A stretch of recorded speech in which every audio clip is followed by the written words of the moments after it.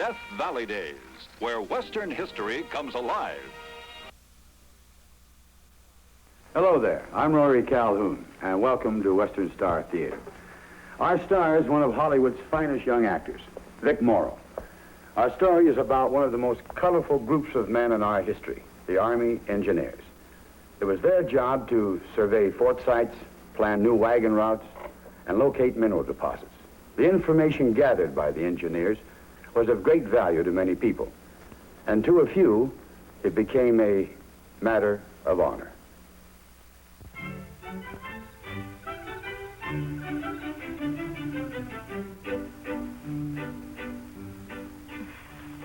Really, Bob, you must go. It's 4 o'clock in the morning. Captain Warner will be very angry if you're late for duty again. Captain Warner, I'm sick of Captain Warner. Honey, I've got a wonderful idea.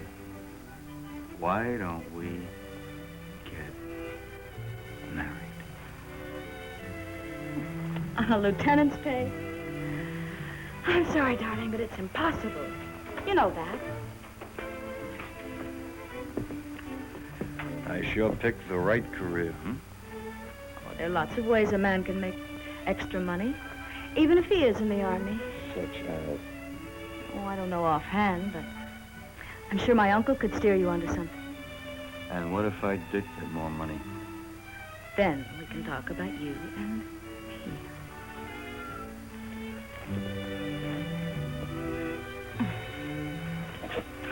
And now, good night. Good night.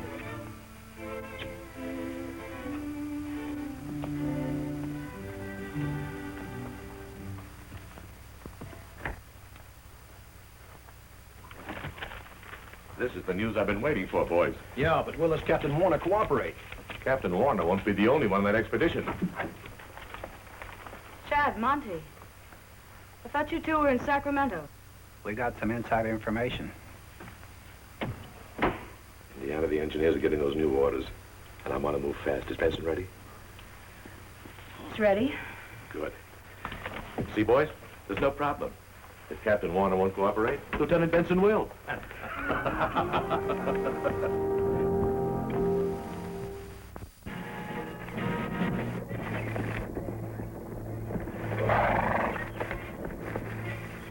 Look at you. Eyes bloodshot. Asleep on your feet. Late for duty 3 mornings in a row.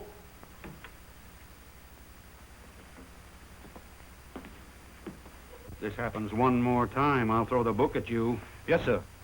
Aren't there any other places to go at night except the home of the biggest grafter in Monterey? Can't spread out me pay very far, sir, and Mr. Hooker is a hospitable man, sir. Oh. You think his parties are free, is that it? Well, I've known Joe Hooker for a good many years, and let me tell you something. Every man who accepts his hospitality not only pays for it, sooner or later, he overpays. And as for that niece of his... Before you say anything else, sir, I proposed to the lady last night. Propose? Yes, sir. You can't be serious. I am, sir. Bob, listen to me. That girl is just like her uncle. She's probably a part of his game. I don't know anything about that, sir. You do know that Hooker is an ex-Army officer? Yes, sir. That he was kicked out 5 years ago for selling confidential information? Yes, sir, and now he's one of the richest men in Monterey, sir. Look, Bob. Your father was a good friend of mine. You're almost like a son to me, and that's the way I'm talking to you now. I know. It's pretty hard for us Army men sometimes, particularly here in the gold country. Our pay is small. We look around and we see everybody else getting rich. So we become dissatisfied with our jobs, ourselves, the Army, life in general. It seems to us that all the great things are passing us by. But look, Bob, the Corps comes first. We engineers have a job to do. That's why we can't get involved with people like Hooker and his niece. They're trouble. Come in. Morning, William. Morning, Lieutenant. What, did I walk into something? Dismissed, Lieutenant.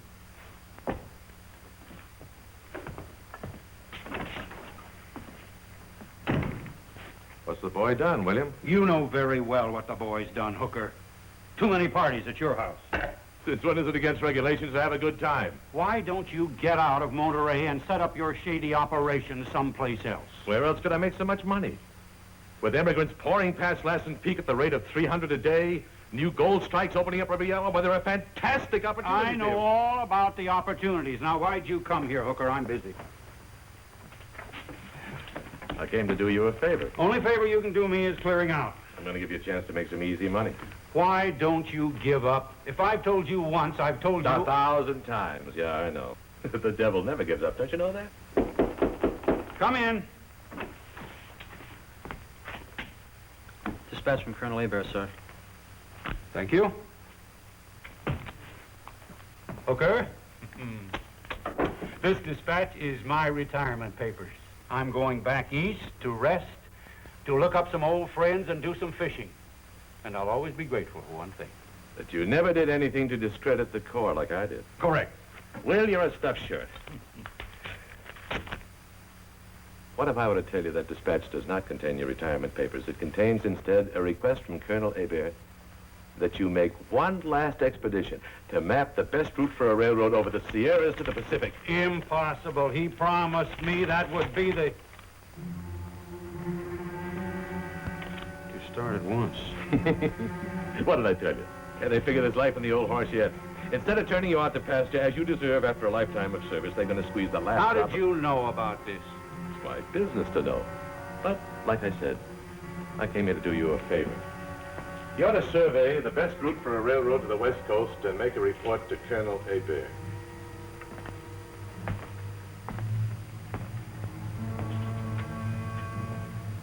I want a copy of that report. You're out of your mind. I have friends who pay plenty for it. You know what you can tell And your I friends. happen to know that you need money. You deserve the money, Willie. And if you weren't such a self-righteous fool, you'd take it. I wish there was something I could do about you, Hooker. Don't try, Willie. I have too many friends in high places. Get out. Shame you're so pig-headed, Willie. But if you won't sell the report, I can find others who will. He can find others who will. I'm sure he meant Benson, Martha, but I don't know what I can do about it. Can't you ask Colonel Hebert to send another assistant? Take too long for him to get here. All I know is they shouldn't send you, Will. Well, this is the last trip. They've been saying that for 3 years now. This is the last trip. That doesn't sound like you, Martha. I can't help it. You've done more than your share. You're entitled to your retirement. I'm the only one available. But with the Modocs on the warpath, that country is dangerous. Tell them you won't go. Martha, you've been an army wife long enough to know better than that. I guess you're right. But you need a man along you can trust. Well, I think Bob's trustworthy. He's just let that girl turn his head for the moment, that's all. How can a young man be so unmindful of his duty, his career? It's the times. Standards are all distorted. Fortunes being made overnight, easy money lying all around just for the taking. It's hard, particularly for the younger officers. There must be something you can do. Well, I'm just going to have to take my chances on him, that's all. Have faith in him.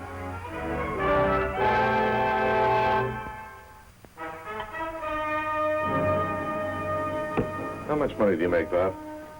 Oh, never mind, I know. Next to nothing. It's less than that. Not even enough to put something by for a rainy day. Look at Captain Warner. 25 years in the service, and what does he wind up with? Just what you're making, less than that. Bob, I'm giving you an opportunity to really look out for yourself. All this is probably very true, Mr. Hooker, but the fact remains, selling those reports is against Army rules. Army rules. Captain Warner's rules. A big man doesn't live by the rules. If a rule gets in his way, he ignores it. Those surveys are confidential. Bob, my friends are men of vision. They cut through rules and confusion and move ahead, which is the only way to get things done. They're going to make California the richest state in the Union. They're going to own the mines, the big shipping companies, the railroads, and you can get rich right along with them if we make this information available to them so they can go ahead. What do you say? I don't know. It is tempting, but... But you're afraid you might be found out and there'd be a big to-do. Well, that's part of it. Forget it. Everybody plays the game, and one hand washes the other. Bob, you're a fool if you pass this up. I'll think about it, Mr. Hooker. It's no good. The expedition leaves tomorrow. And I have to get somebody else if you turn me down. And I won't find that hard either. I can turn to a lot of people, Lieutenant. A lot of them. I asked you first because Indiana said you needed extra money. Well, I'll let you know. Well, haven't you two finished your business yet? Well, Bob is still undecided about my offer. Perhaps you could help him make up his mind.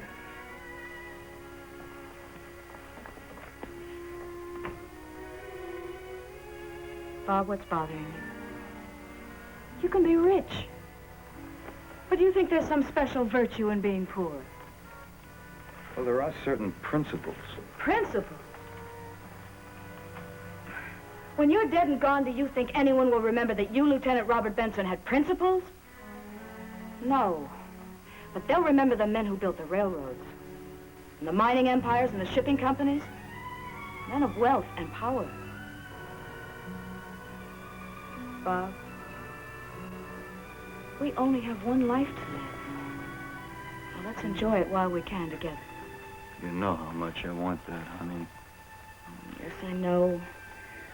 And I want it just as much as you do. But only if I can have the things I'm used to. I know it sounds terrible. But I just can't live in a shack like Mrs. Warner. Not even with you. Would the $5,000 your uncle offered make that much difference? I think we could be very happy on that. As a start. Would we be married as soon as I get back? Yes.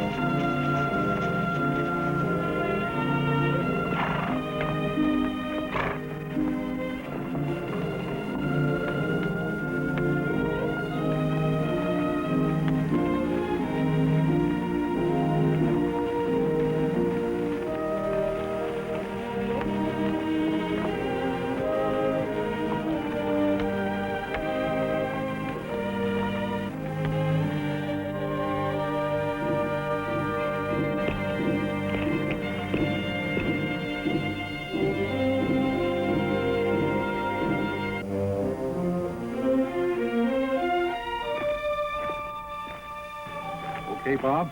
It's fine, sir.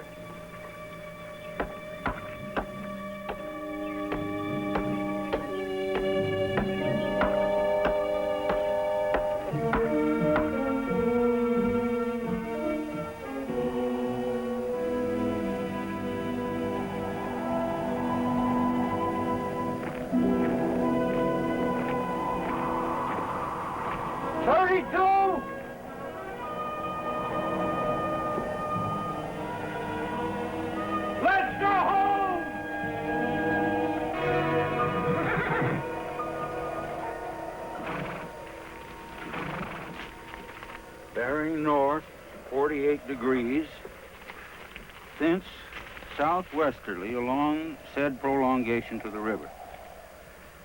Said route being the most feasible past Lassen Peak. Signed, William Warner, Captain, 10th Military Department. That about does it, Bob. Yes, sir. Never easy to lose men, or animals for that matter, but it's a job that had to be done. Yes, sir. You know, before we left Monterey, Hooker offered to buy a copy of that report from me. I wouldn't sell, of course. Then he said there were others in the expedition who would. I laughed at him. Somehow up here among these high mountains and the stars, Joe Hooker and his easy money crowd aren't very important, are they? No, sir, they're not. Bob, you've done a good job these last 2 months. Thank you, sir. I think I'll get some sleep. Good night. Good night, sir.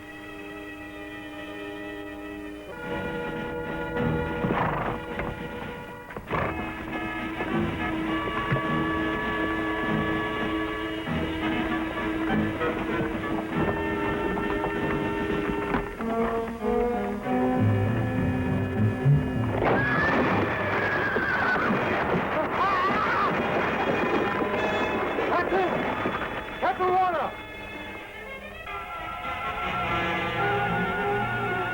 Bring me up a rope. I'll get him up.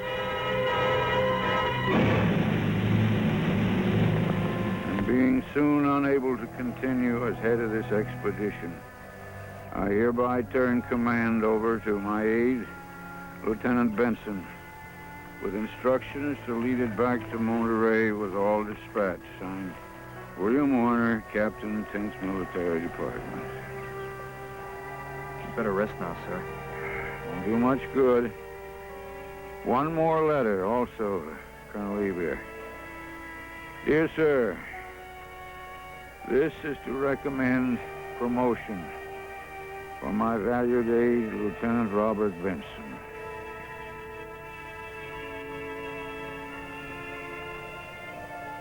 Whose devotion to duty, high ideals, and conduct on this expedition merits such recognition.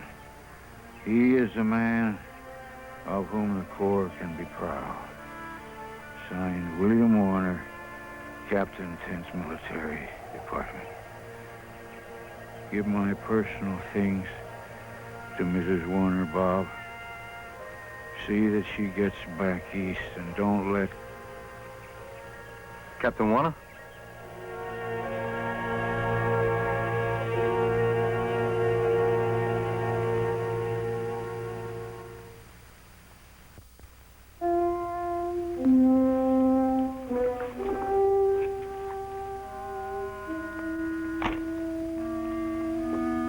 Orderly?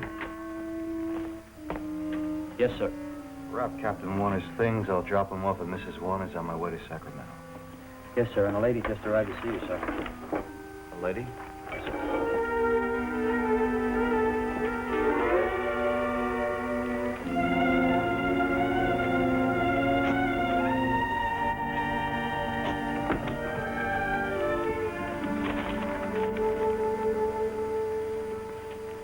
Bob, I thought you'd never get back.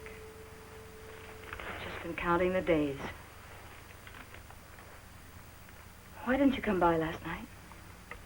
Well, when I finished with my paperwork, it was too late, and now I've got to go to Sacramento.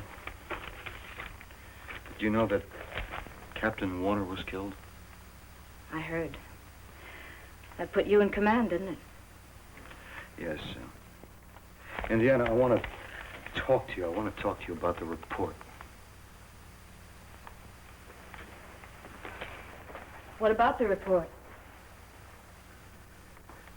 I've changed my mind. What do you mean? I'm not giving a copy of that report to your uncle or anyone else except Colonel Hebert. Why not? I can't. But you said that you loved me. And that we'd be married just as soon as you got the money. I do love you, and I want to marry you, but not on that kind of money. I can't break faith with the Corps, with Captain Warner, or with myself. Bob, we've been through all of that before. It's all very noble, yes, but it just doesn't pay off. I am not trying to be noble. I'm just a soldier who remembered where his loyalty belongs. I was hoping you'd agree with me and understand. I do understand. But I don't agree. Oh, my uncle will be furious, and I don't blame him. He'll look like such a fool to those men he promised the report to. You're the fool to throw away $5,000. This money really means more to you than I do, doesn't it? No, that's not so. You're taking it the wrong way, Bob. No, I'm not. It's all become very clear to me. That's not true. You don't love me. You never intended to marry me. Colonel Warner was right. Your hospitality had a price on it. Maybe it was that way at first, but not now. And when Captain Warner wouldn't sell the report, your uncle and you went to work on me. Please believe me, I do love you. If you love me, then you should see why I can't give you that report.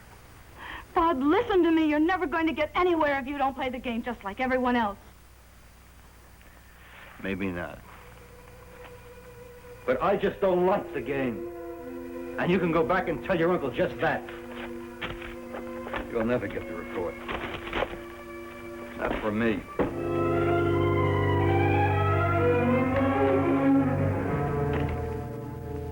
That double-dealing, mealy-faced...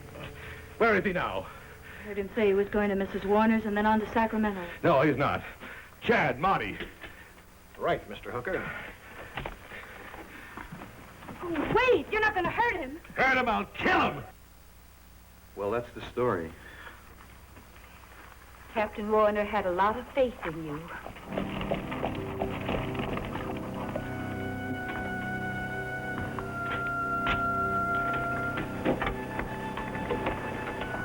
Bob, you've got to get away from here fast. They're going to kill you. Kill me? Uncle Joe sent his men after you. They're on their way. Get in the house, both of you.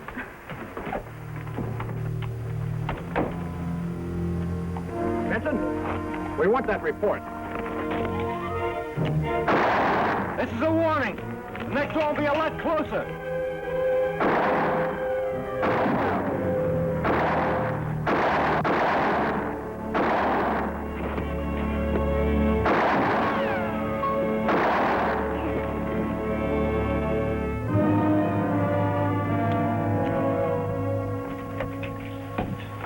Bob. Oh, you're not hurt. I'm all right. Thanks, Mrs. Warner. Darling, I'm so sorry. For everything. Well, it's over now. I honestly never realized what my uncle was like until today. Well, when I get back, I hope we can finally do something about him. Take me with you? I can't. I can't go back there anymore. Why don't you stay with me until Lieutenant Benson returns? I'll wait here, Bob.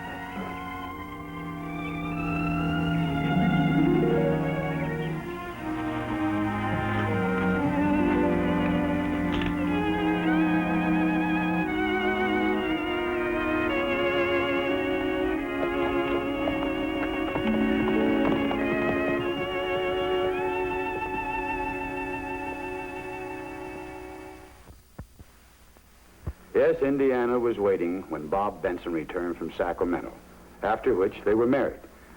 Captain Warner's memory lives on in one of the great California mountains, Warner's Peak, named for him. And this surveyor's transit of the period will always be a symbol of the courage and loyalty of our early Army engineers.